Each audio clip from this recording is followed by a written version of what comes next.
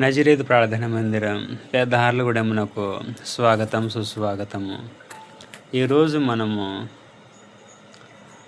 వనరుల పరిమాణాన్ని బట్టి విశ్వాస పరిమాణాన్ని నిర్ణయించుకోకు అనే విషయాన్ని గురించి తెలుసుకుందాం.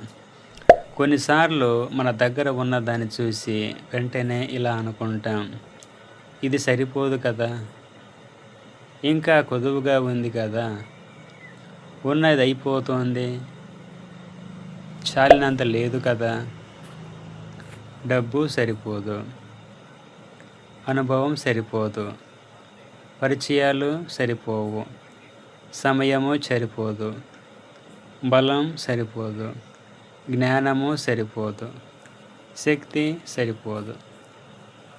ఉన్నదాన్ని దేవుని మాట ప్రకారం ఉపయోగించినప్పుడు నీవు అద్భుతములు చూస్తావు. మన బలహీనతలోనే ఆయన శక్తి స్పష్టంగా కనిపిస్తుంది.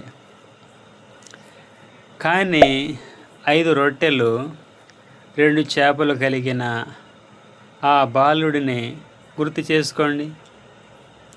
వేలాది మంది ప్రజలు ఉన్నారు, వారికి ఆహారం పెట్టాలి. కానీ అంతమందికి సరిపడే ఆహారం ఎక్కడి నుంచి వస్తుందో ఎవరికీ తెలియదు.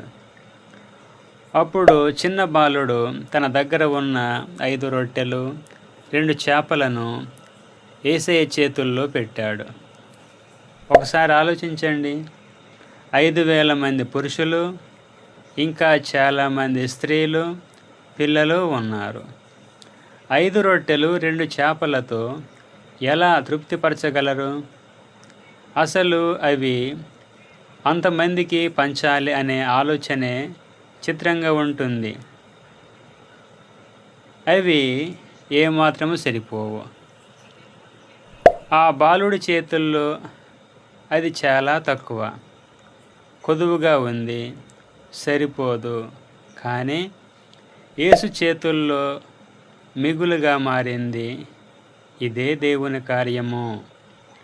నీ సామర్థ్యాన్ని కాదు, దేవుని శక్తిని చూడాలి.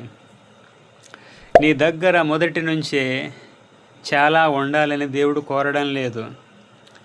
నీ దగ్గర ఉన్న దాన్ని ఆయనను నమ్మి ఆయన చేతుల్లో పెట్టాలని కోరుతున్నాడు. నీ చేతుల్లో చిన్నదిగా కనిపించేది దేవుని చేతుల్లో గొప్పదిగా మారుతుంది. నీ పరిమితమైన వనరులు అపరిమితుడైన దేవునికి పరిమితి కావు. కాబట్టి ఇంకా ఎక్కువ సంపాదన వచ్చే వరకు ప్రయత్నాలు చేస్తూ దేవునికి విధేయత చూపకుండా ప్రయాసపడటం వలన శూన్యమే అవుతుంది.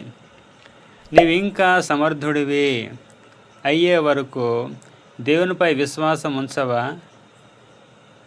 నీ ఎంత సంపాదించిన తర్వాత దేవుని పనిలో భాగస్వామి అవుతావు? ఆశలకు ప్రయాసకు మితం ఉందా? నీ దగ్గర ఉన్నదేదైనా సరే, అది ఎంత చిన్నదైనా సరే దేవునికి సమర్పించు. అదే దేవుడు చేయబోయే అద్భుతానికి నాంది. ఆయన మాత్రమే చేయగల కార్యాన్ని ఆయన చేయనివ్వు. ఎందుకంటే నీ చేతుల్లో చిన్నదిగా కనిపించేది ఆయన చేతులు అద్భుతమైనదిగా మారగలదు.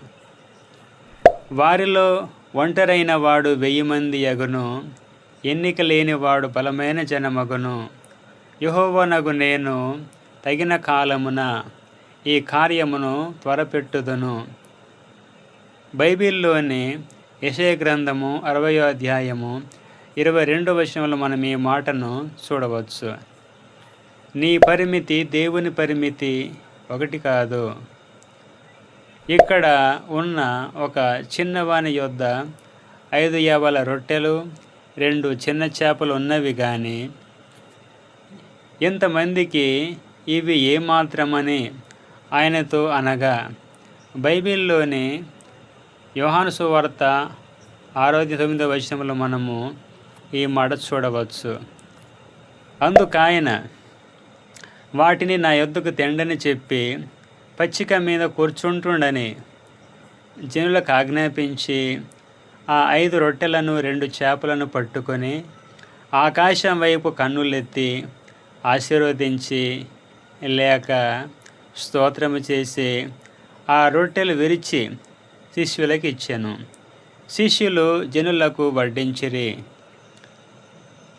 ఈ మాట మనము బైబిల్లోని మత్తయి సువార్త 14వ అధ్యాయము 18 నుంచి 19 వచనములు మనము చూడవచ్చు.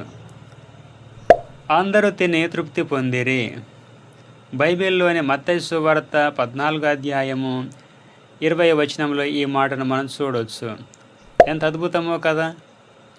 ఆ బాలుడి 5 రొట్టెలు 2 చేపలు అందరికీ పంచారు.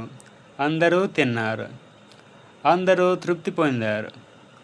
అందరూ తిని తృప్తి పొందిరి అనే మాటను మీ హృదయంలోకి తీసుకోండి. నీ దగ్గర ఉన్నది ఎంత చిన్నదైనా భయపడకు. దేవుని చేతుల్లో పెట్టు. ఎందుకంటే మనకు కొదువుగా కనిపించేది దేవుడు అద్భుతాలు చేయడానికి సరిపోవచ్చు.